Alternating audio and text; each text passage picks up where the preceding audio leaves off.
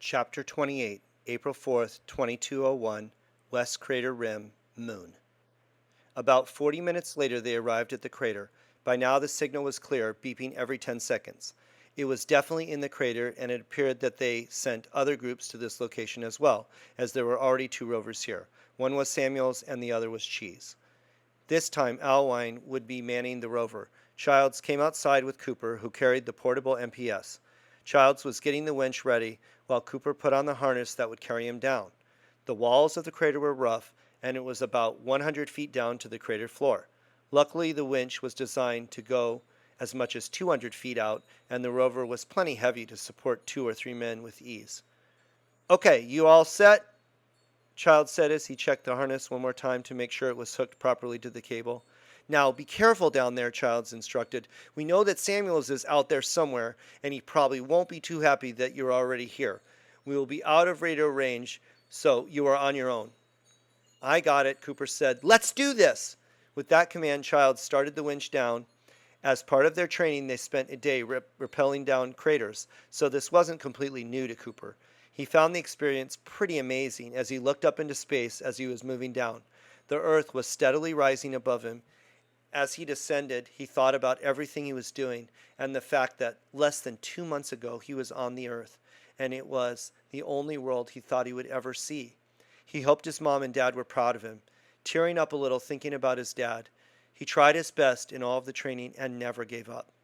The winch reached the bottom, and Cooper flipped the line up twice to indicate he was down. He released his harness from the hook and was ready. The crater wasn't that big, but he needed the MPS to help him navigate the area and show him where to dig. He saw Samuels ahead of him digging, which meant he probably found his beacon's location already. Cooper continued a bit further past Samuels to the place where his system started going crazy. He looked like he found his beacon location. He pulled out his shovel and started digging in the area, trying to find it quickly to catch up with Samuels. He was using an entrenching tool from the kit they were given for the final mission. Cooper was concentrating on digging when something hit him in the back and knocked him to the ground. With all of his equipment on, it didn't hurt, but he did drop his shovel, and his MPS system turned off when it got knocked over. "What the heck?" Cooper said, flipping himself over on his back. Cooper looked up to see Samuels standing over him, holding his entrenching tool. He pointed 2 fingers at Cooper, indicating that he should switch to frequency 2. Cooper did this while still looking at Samuels standing above him. "What the heck, Samuels?" Cooper yelled at him, once he could tell they were on the same frequency. "Don't you understand, Richardson? You can't win. You have been trying all this time, but the fact is, I have to win this thing. I won't come in second. I have tried to put you down to make sure you knew who was boss, but you still persisted. I could kill you right here. I could bring down your own entrenching tool on your faceplate and smash it. There is no way you would make it back to the rover and survive." Samuel screamed at him. Cooper could see Samuel's eyes now. What was with this guy, he thought. He didn't want all this harassment. He just wanted to finish his training and move on. "Samuels," Cooper said, trying to calm him down, "I am not trying to beat you or make you mad. I'm just trying my best in the training. It's nothing personal." But Samuels didn't seem to be listening. His eyes were focused on Cooper. He stood over him with the tool raised and ready. "I don't know how you got your rover here. When I put a hole in your fuel tank, I thought that would stop you. But somehow, some way, you always find a way to fix the problem and keep going. Screw it. Now I have to kill you. I don't want to do this. I just want to make sure you don't win. But everything I try fails, and you keep winning. Ah!" Samuel screamed again, waving the shovel in the air while looking up into space for help. It was then that Cooper looked to his right and noticed that Chi was nearing them. Watching, Samuel stopped and saw him too. "Crap! You are so lucky again, Richardson," he stomped on Cooper, then took his entrenching tool and threw it as hard as he could toward the other side of the crater wall. Cooper didn't see it land, but he knew it was far out of reach. "Geez, Cooper!" Samuel screamed one more time, turned around, and started back to the side of the crater with his MPS and beacon in hand. Cooper got up and looked in the hole he dug so far. What luck! Looking in the hole, he could see the bottom of the beacon partially exposed at the bottom. He wouldn't need the entrenching tool anymore after that. With a few more scoops using his hand, he was able to grab the beacon. He wiped the dust off it and put it in his tool belt. Then he grabbed the MPS and got up, wiping his gloves to remove the excess moon dust from him. He looked around to get his bearings, and that was when he noticed Chi fall to the ground, clutching his chest. "What is going on?" Cooper galloped over to Chi to see what was happening. He looked into Chi's eyes and switched his frequency to Chi's. "What happened?" Which happened to be number 3. "Chi, what is it?" Cooper pleaded, looking through the visor into his eyes. They were white and huge. It hurts so much, my chest," Chi said. Cooper switched to the frequency for Childs and Halloween and started calling for them. It was just static. He held Chi's hand and got back on Chi's frequency. "Chi, are you feeling any better? What can I do?" Chi looked at him. Then he clutched his chest again, screaming in agony, and passed out. Cooper tried to revive him, but there was nothing he could do. Chi was unconscious. He checked his vitals on the control panel on his chest, and the readings weren't good. His blood pressure was low, and he looked as white as a sheet. "Geez, what am I going to do?" He could walk back to the bottom of the crater wall and get Childs to come down and help him, but that would take a lot of time. He tried picking up Chi, but even in the low gravity, Chi was much too bulky and heavy to carry on his own. Finally, he had one last thought. He switched his frequency to number 2 again. He could hear Samuels breathing hard as he was walking back to the crater wall. "Samuels," he yelled, "listen, please. Chi collapsed. It might be a heart attack. I can't move him. I need your help. We need to get him back to the rover so we can get medical support. Please, come back." There was no response from Samuels, but he didn't turn the mic off yet, because Cooper could still hear him breathing. "Please, Samuels, this is not about me. This is about helping a fellow recruit. Don't do it for me. Do it for Chi, for his family." Still no response. Cooper tried a final time, pleading again. Then he switched off his mic and tried to move Chi. He tried dragging Chi and moved him just a little. Lousy Samuels, he thought as tears started to stream into his eyes. He had already watched his dad die while he could do nothing, and now here he was again facing the same situation, helpless. Suddenly, he felt a hand on his shoulder. He turned, and it was Samuels. Cooper turned his mic back on. "Cooper, come on. You grab one side of him and I will grab the other." Together they carried and dragged Chi back across the crater. When they got to the winch, they hooked Chi to it and tugged to Childs to start working it. When they saw Childs above, Cooper switched to his frequency. "Childs, this is Richardson. We are sending Chi up. He collapsed down here and might have had a heart attack or something. Please pull Chi up slowly and get on the radio to Alwine to call for medical support." "Got it, Richardson. I'm on it." Cooper turned to Samuels and put his frequency back to number 2. "Thank you for coming back, Samuels. I wouldn't have been able to get him up without your help." "Do you still need help?" "No, I'm good. Go. It's okay." "Okay." Cooper turned back as he saw the winch coming down from above. He switched the frequency back to Childs and grabbed the cable. He hooked himself up and told Childs to pull him up. When he was getting back up, he asked Alwine for a report. Alwine said, "I have reached the drill sergeant, but the problem is we are too far away to get medical support right now. We are going to have to drive to a set of coordinates to meet the medical lander." "We have to hurry. Chi is hurting. Please radio Chi's rover to follow us. Let's load up Chi in our vehicle, and Childs can drive," Cooper commanded. "All right, Cooper, that sounds like a plan." When Cooper reached the top of the crater, he unhooked his harness quickly and helped Childs stow the winch. Together, they carried Chi into the airlock for the rover to set it off with Alwine driving. As quickly as they could, Childs got his suit off and took over for Alwine so they could make the best time to the rendezvous point. Meanwhile, Cooper and Alwine did their best to get Chi's helmet open and make him comfortable. They were told by the medical staff to keep Chi in his suit so that they could easily transport him to the medical lander. In back, they were being bumped around pretty good, but Childs was making great time. He kept yelling back to them the time left. Finally, after about 20 minutes, he yelled, "We are here!" As they arrived at the rendezvous point, the medical ship was landing as well. Cooper put Chi's helmet back on. He was still unconscious, but it looked like his vitals improved a little. As soon as they stopped, he opened the airlock, and Alwine and Cooper started carrying Chi. Suddenly, they felt another pair of hands, many of them. It was Samuels and his team. They all carried Chi the rest of the way to the medical lander and helped him get in onto the stretcher. Samuels turned to Cooper. "Is he going to be okay?" Cooper just shrugged. He didn't have any idea. "Well, I will see you back at base." "Hey, Samuels." "Thank you for coming back to help," Cooper said. Samuels just looked back and waved once before racing back to his rover with his team. Alwine and Childs paused for a couple minutes, watching the medical ship fly away before going back to their vehicle. They started on their way back to base. Chee's rover was following closely behind them. They went slowly so that Chee's team could follow, knowing that there was no way they could win now, but they had the beacon with them, so at least they would complete the course. They reached the starting point, and Childs pulled the rover up next to the other ones that were there. "Thank you both for this mission. I'm sorry we didn't win today, but I'm glad we were there to help Chi," Cooper said. Alwyn said, "Hey, don't worry about it. We did a good thing today, and we are a great team.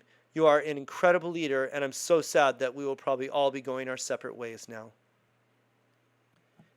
Chapter 29, April 5th, 2201, Wolfpack Assembly Hall.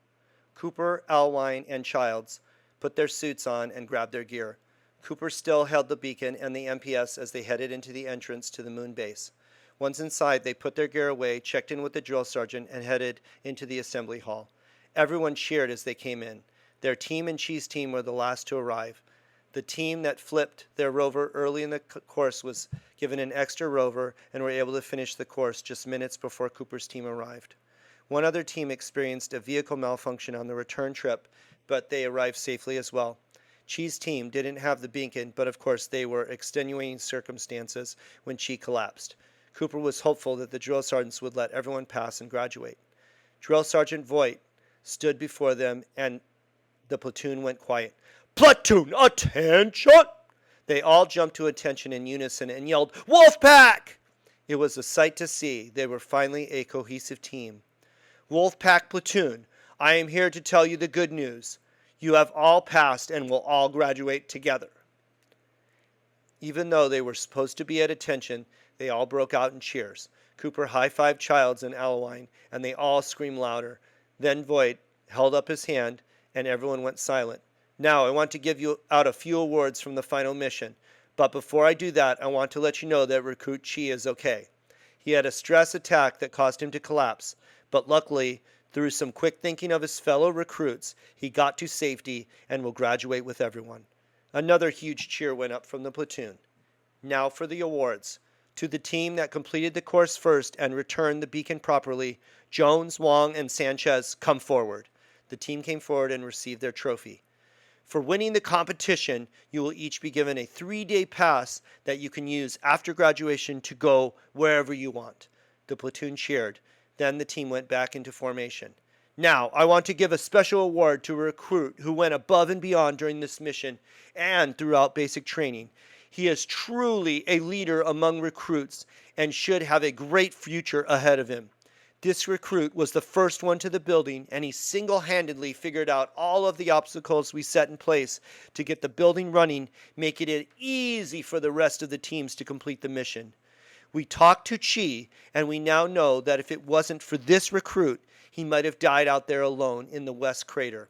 He was the one who took charge under pressure and stress to lead everyone to safety.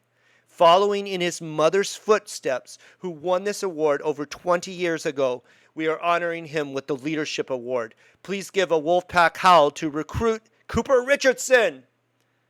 Cooper just stood there for a moment as all eyes turned to him, and the howls from the platoon went up all around him. He looked to his buddies, Childs and Alwine, and they were howling as well. He walked in a daze toward the front. Even Samuels was howling, and Cooper thought maybe things had changed between them down in the crater. Voigt shook his hand when he got on stage and pinned the Leadership Award to his chest. Voigt asked Cooper if he would like to say a few words. Cooper took the microphone, and the platoon fell silent. "Fellow recruits," Cooper started, "first of all, I can't take solo credit for this award. Without the help of Samuels in the crater, I never would have been able to get Chi out, so we must howl for him as well." Another huge howl went up, catching Samuel's gaze. He nodded to Cooper. "I also could not have made it through training without the support of my two buddies, Childs and Alwine. Alwine's direction on this mission was key to us making it through the course safely, and Childs' driving of the rover was what allowed us to safely navigate to the extraction point to get Chi to emergency support." The platoon again went crazy, howling as they slapped the backs of Childs and Alwine. Something came to life in Cooper at that moment. There was certainly a thrill to be on stage and hearing the cheering of the audience, but there was something else. He knew at that moment that this was what he was meant to do. Ryder was right all along. He was meant to be something more. And finally, Cooper concluded, we must thank our Drill Sergeant House and Drill Sergeant Void, for without their leadership, their training, and even the million push-ups, everyone laughed at that line, we wouldn't be here today having passed the final test to graduate. With that last line, the platoon went crazy. There was no way to get the platoon back in order, so Voight grabbed the mic, told everyone to take tomorrow off and go back to the recreation room to celebrate. As the platoon howled and yelled all the way out the door, Cooper made his way down off stage and back to his friends Childs and Alwine. They all high-fived and hugged, celebrating the moment. We are so happy for you, Richardson. You are such a hero and you deserve all that you got. Congratulations, Alwine said. I meant what I said up there. I couldn't have done this without both of you. When I came here, I was so lost. My father just died and my whole life was in New Denver. Now I'm here and it feels right. You guys are the best, Cooper said, hugging them again. They all started out the door when they saw Samuel standing there looking down at his feet, waiting patiently. Do you want us to get him for you? Childs said, laughing a little, but dead serious. No, said Cooper. I think I'll be safe with him. Go ahead and I'll meet you in a few minutes in the rec room. Okay, Childs said, but I think we'll wait out in the hallway just to be sure. The two guys left the room but continued to look back just to make sure that Cooper was all right. Cooper nodded to them as Samuels came forward. Hi, Samuels said, still looking down at his feet. Hi, Samuels, Cooper responded. I wanted to tell you what you said up there meant a lot to me. You know, earlier today I felt ready to kill you, but then something changed. When you called me, pleading with me to come back and help Chi, I woke up from a haze. You see, I don't talk about this, but my father is, well, demanding. He always orders me to do the best. Second best never mattered to him in anything. He was vicious when I didn't win, sometimes beating me or locking me in a room without food for days. He called it training, but it messed with me. It messed with my mind. It made me feel like I had to win no matter what. I always met his expectations for fear of what he would do to me. But then when I got here, you were better. No matter what I did, you always found a way somehow to beat me. So when I reached the beacon, I saw that you were right behind me. I mean, right behind me. Even though I had damaged your fuel tank, I thought, there is no way. How could you be there? How could you have solved even that problem? Then something snapped, and I was ready to kill you, to put the entrenching tool right through your faceplate and end it all so you could never beat me again. But then when I saw Chi looking at us, I realized that it wouldn't matter. Even if I hit your faceplate, you would still find a way out of it. I mean, you are the great Sarah Richardson's son. How could you fail? So I just needed to get away, to finish and be done with it, and never see you again. When you pleaded for me to help Chi, something else happened. I realized that all of this didn't matter. My dad no longer had control of me. What mattered to me was just finishing with everyone. I didn't need to win, but I needed to be a part of something, part of a team. You made me realize that we were better off all finishing as a unit. So I want to tell you I'm sorry. I'm sorry for making your life a living hell through basic, and I'm sorry that I threatened to kill you. Will you forgive me and forget this? Then Samuels stuck out his hand to Cooper. Samuels couldn't look him in the eyes. Cooper thought about it for a while Samuels was talking. He remembered the way Samuels acted, but he also remembered the competition between them and how it actually made him push harder to do better. His success and his leadership award were partially due to Samuel's strength. Could I forgive Samuels? Samuels wanted to kill me, Cooper thought. Would he have killed me if Chi hadn't shown up? He didn't know, but he also didn't want to have an enemy anymore. Cooper said, I know what it is like to want to make your parents proud, to make yourself proud. I have thought about this a lot over the past 10 weeks during training. When we were in the crater and you were standing over me full of rage, what drives us forward can also push us over the edge or hold us back from success. Going into that crater, all I wanted to do was find a way to beat you and come here first. But coming out of the crater, all I wanted was for all of us to get home safely. I don't think you and I are much different in this. While I didn't understand why you hated me so much, I realized that you pushed me. You pushed me to be my best, and you made me stronger when I needed it the most. I don't know if you know this, but my dad died in my arms just a few months ago. Thank you for what you said, and I accept your apology. Now maybe we can move past this? Yes, Samuels agreed. Let's move past this and on to graduation. He looked into Cooper's eyes and then shook hands. Thank you, Cooper. Chapter 30, April 7th, 2201, Assignment Office. Cooper entered the room when his name was called. He walked through the door, and sitting at the table was Sergeant First Class Rogers. Cooper met Rogers when he first entered basic training. They looked over his initial information and talked about possible assignments for the future. At this time, Rogers was skeptical about some of Cooper's chances. He initially thought that because Cooper was raised on Earth, it might limit his abilities to be effective in space. Now, it seemed like Cooper proved him wrong. Richardson, come in, and sit down, Rogers said, gesturing Cooper to the same chair he sat in over 10 weeks ago. You look good. Basic made you stronger, filled you out some, Rogers said, complimenting him. In fact, the sergeant was correct. From the 3 meals a day and the constant push-ups and other exercise, Cooper put on more than 20 pounds of pure muscle during training. Rogers started talking again. So I have been looking over the reports from your drill sergeants and how you performed in training. I see. Wow, the Leadership Award. That is most impressive. And what Voight writes here about you putting your team's need first before your own is quite a recommendation. Plus, your abilities to take equipment apart and problem solve just about anything they threw at you. Yes, this is good. He got quiet for a moment, just looking over the information. So, Sergeant, what does that mean? I know you were worried about my choices when I first came to basic. What about now? Have my choices improved? Cooper said. Cooper, you don't know? Didn't they tell you? The recruit who receives the leadership award from each platoon gets to choose whatever assignment he or she wants. I know that you mentioned an interest in both astromechanical engineering and project management. Both of these are excellent choices. My recommendation based on these reports is that you go for the project manager job. It seems as if you were born to lead. You are humble yet commanding, and your strength and never give up attitude will endear you to others who will follow your lead. But I suspect that your mind is set on following in your mother's footsteps in astromechanical engineering, which is also a very important role. Cooper thought about it. He realized from the moment his dad told him his family history, he must go to Sperrier. That would fulfill his destiny. Sergeant, which of these 2 jobs will get me the best chance to be assigned to the Mayflower? Chapter 31, April 9th, 2201, Wolfpack Graduation. It was graduation day, and Cooper took his time getting dressed in a newly pressed uniform. Embroidered on the left chest were the words, Cadet First Class, and below that, Richardson.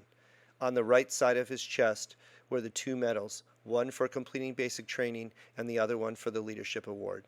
He took a cloth from his pocket and made sure to polish both medals carefully before putting on the jacket and turning toward the mirror. He thought about his mom as he looked in the mirror, wondering how much he looked like her when she graduated from basic, especially considering how people thought they had the same eyes. And he thought about his dad and just wished he were in the audience today. He was headed to Sperrier as an astromechanical engineer after his advanced training aboard the Gemini. It was bittersweet to march in that final procession in front of the generals, knowing that he wouldn't be seeing most of them ever again. There was no time frame for when or if the people headed to Sperrier would return. They would be flying closer to the speed of light than anyone ever thought was possible, and there would be a time dilation, making the time even longer for everyone not on the ship. As they stood in formation, Cooper couldn't believe how much he changed in less than 3 months since he left New Denver. His parents weighed heavily on his mind, but he knew that somewhere in heaven they were looking down on him and they were proud of everything he accomplished. He would make them even more proud as he returned to space to the mission they were all supposed to take together to Sperrier. His birthday had passed by uneventfully a few days ago, March 28th, making him 15 years old. It had been a long day of training when they got back. They were tired and ready for bed, but the drill sergeants were on a rampage. They thought the barracks were not being kept up to standards, so they decided it was a good night for a cleaning party. When the clock struck 2300 hours, Cooper finally dropped into bed and barely remembered that it was still his birthday. As his head hit the pillow, he noticed there was something wrapped in plastic. He used his flashlight to open it. It was from Alaline and Childs. They somehow acquired a piece of chocolate for him. He lay back down, popped the chocolate in his mouth, and savored every taste before falling asleep. He was happy to have friends, but he vowed that next year he would somehow find a way to celebrate his birthday in style. The sound of a trumpet brought Cooper back to the moment. As the first sergeant was giving his graduation speech, Cooper glanced around at some of his fellow recruits. Chi was looking a lot better after a couple days of rest in the infirmary. He was staying in the unit for advanced training, probably to work with Donaldson at the moon base eventually. Childs was staying on the moon, but would move into flight operations and piloting moon landers for his advanced training. Alaline, on the other hand, was moving into project management role, and his training was going to take place with his father as a liaison assistant. Samuels was headed into security training on a mission near low Earth orbit. The first sergeant finished his speech, and everyone let out a cheer. As the ceremony ended, the cadets threw their hats in the air. Cooper looked up and watched as they floated up near the roof and came back down slowly. He would have to get used to a higher level of gravity soon, but for now he enjoyed this lighter feeling of the moon. After finding their hats, Cooper took a few minutes to stand with Childs and Alaline to say a final goodbye. They promised each other to stay in touch and hugged one more time. Then it was time to celebrate with family. Parents were starting to move in and find each cadet. Cooper moved to the side, at peace with the fact that no one was there to see him. But as the crowd began to disperse, he saw a friendly face. It was Major Ryder. Cooper opened his mouth to speak, but nothing came out. He galloped over to Ryder and reached him in a matter of seconds. "Congratulations, Cadet First Class! You did it!" Ryder said as he slapped Cooper on the back a few times, and they hugged like they were family. "I can't believe you're here. How?" Cooper said, grinning widely in surprise. "Well, let's just say the military owed me a little favor for the mission I just finished, and I wanted to be here for your graduation," Ryder said, still holding Cooper by the shoulder. Cooper couldn't help it. As he embraced Ryder again, tears of joy streamed down his face.